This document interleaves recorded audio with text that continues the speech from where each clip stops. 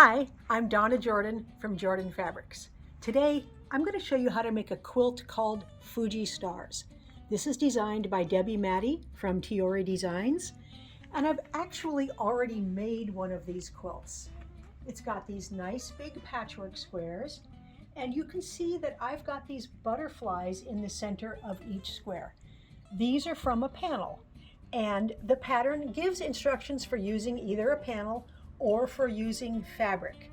So these panels were exactly the right size and they fit great in here, but I don't always have a panel that matches the other fabrics that I want to make into a quilt. So I'm going to show you today how to do this with fabric instead of a panel. This is a layer cake pattern, and the layer cake I've chosen is this one from Kaffe. I think this will work well in this pattern because we've got so many beautiful large-scale prints here, some of which I don't even like to cut into small pieces. So we need 24 of these blocks for the patchwork, and then we need 12 for the centers, and that's good because that's a total of 36, and we've got 40 in here to pick from. Here are the 24 blocks for the patchwork, the 12 blocks for the center. We also need a background. I'm going to use a nice light solid aqua. We need some sashing. I'm going to use this solid dark lavender, and I'm going to make subcuts with everything. I can't give you all the sizes because it's not my pattern, but I've made a number of Debbie Matty's and they're very easy to follow.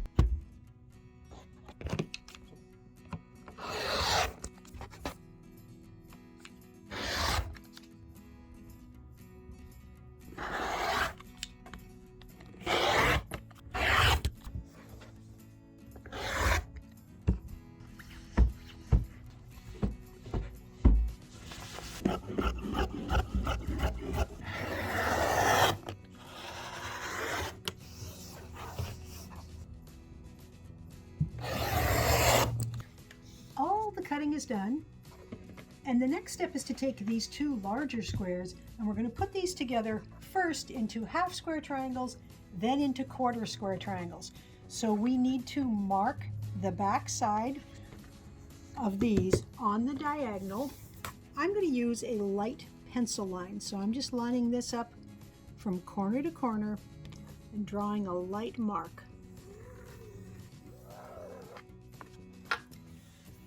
Take one of your colorful squares and one of your squares that's drawn on, one of the background, and we're going to put them matching everything around the edges here, and we're going to sew along both sides of that drawn line a 1/4 inch away. Now my presser foot is a little bit shy of a 1/4 inch,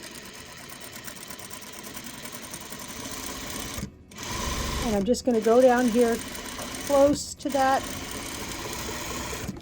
and then I'm going to whip it around and sew on the other side.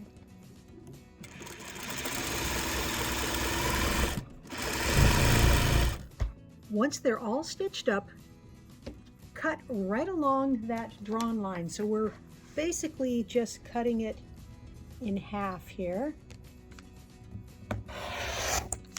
Then take both halves to the ironing board. And I like to put them with the light side down. So that's the background down on the ironing board. And then open it up. And I'm kind of peeling it open so that I can keep this long seam nice and straight. Then I use a dry iron and then a little steam.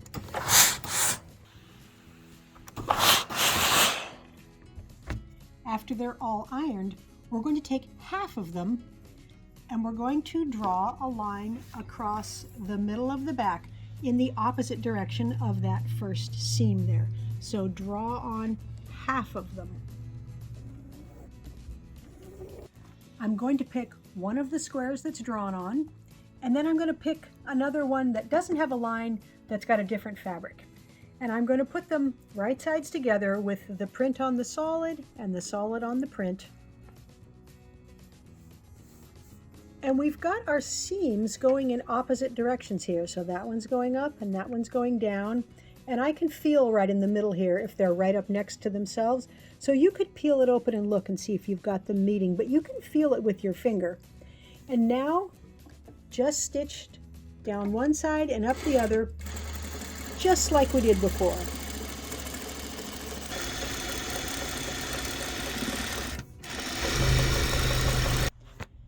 These also get cut right along that drawn line. I'll take it to the ironing board.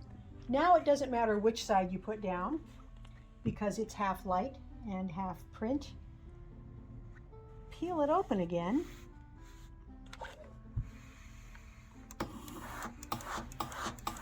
And we've got a nice quarter triangle block here. I do want to trim off these dog ears. I think it reduces the bulk. It just makes the blocks easier to work with as we move them along into their next step. So I'll go ahead and finish up all of those. All of the quarter square triangles are done and we're ready to make our big block. We need one of these squares. That's going to go right in the center. Then we need 4 of these background blocks and 4 of the quarter square triangle blocks, and I'm going to pick 4 that just have different fabrics. It doesn't really matter which ones we pick, just try to get a nice variety. The block is pretty big. I'm not sure I can get it all set right here in this small space, but basically we're putting the quarter square triangles around the middle square with the background up against the middle square. And then these plain ones just go in all 4 corners. So it's pretty easy to stitch the block together. We just have 3 rows of 3 each. So let's grab these 2. We'll put them right sides together, and I'm just going to slide everything over a little bit so I have enough room to sew.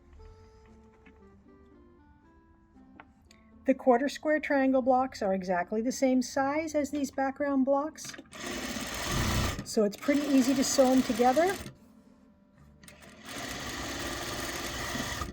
And I like to leave that there and pick up the next 2, which are these 2.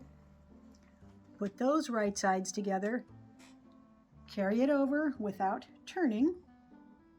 And you may find it useful to put another table next to your machine here so you have a little more space. Then the last 2.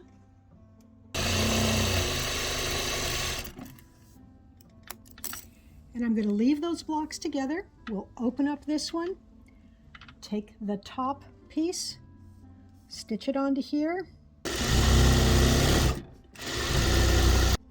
Then the middle piece.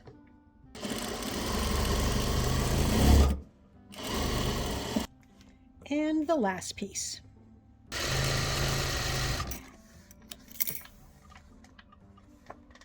So we can see the block a little bit better there. And I'm going to finger press all of the seams away from these patchwork blocks. So the top row goes to the outside, both of them. The bottom row goes towards the middle, the middle row goes towards the middle.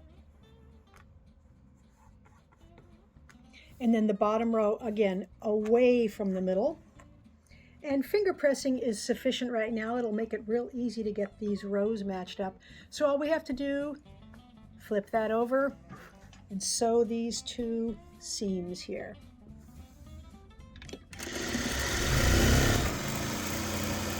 I'm just coming to the last part of the second seam there. And all I need to do now is press these seams to the outside.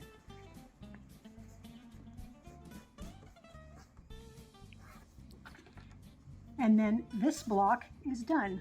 So I'm going to go ahead and iron this up and then finish the rest of the blocks. The blocks are done. I've got the sashing and the cornerstones, and I'm going to lay out the quilt. It's pretty easy. There's 12 blocks, so we've got 3 across and 4 up, and then we'll add that sashing. That's the last cornerstone piece there. It'll be really easy to sew this together. The rows are very big, so that first row has 3 blocks, sashing in between. The next row is just sashing, cornerstone, sashing, cornerstone, sashing. And I may trade the blocks around a little bit. I haven't checked to see if the colors are balanced. Also, I really like this block a lot with the flower right in the middle of it. so I will probably put it near the middle of the quilt. Once all that is stitched up, I'm going to add another border around out of the sashing fabric. That goes first. Then we have another background border, and then I can put a nice wide border around it in a beautiful Kaffe facet print. Then I can load it onto the quilting machine. I've got the quilt all loaded up, and it's time to pick a thread color. There are lots of colors that would look really nice on here, and we have a lot of background, so we have opportunity to use a thread that will show. I would have thought that the pink or the lavender would show nicely on there, but they really blend right in. Of course, this one is going to blend in as well. Doesn't show at all. This is a blue color, matches the fabrics that are in here, doesn't show much. Now this one, it's a little bit darker, and I think I'm going to have some luck there. Yeah, that's going to show up. Not a lot, but it's really going to show up quite a bit more than those light ones. So I'm going to use this turquoise. For the quilting pattern, I'm using this one called April. It's got flowers and some little scrolly things, and I'm not going to do it too small. I want it pretty open and airy on the patchwork.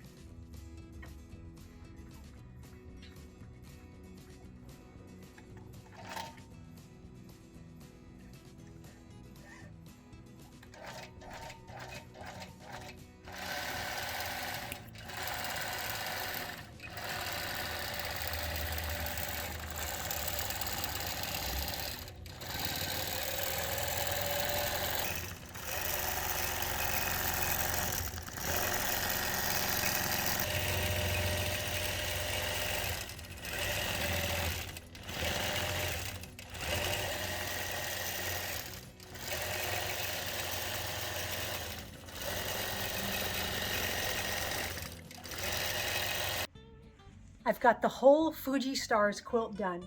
I really like it because the stars are nice and big, which is great with these large Kaffe facet prints. It really gives enough for each one of them to really show up.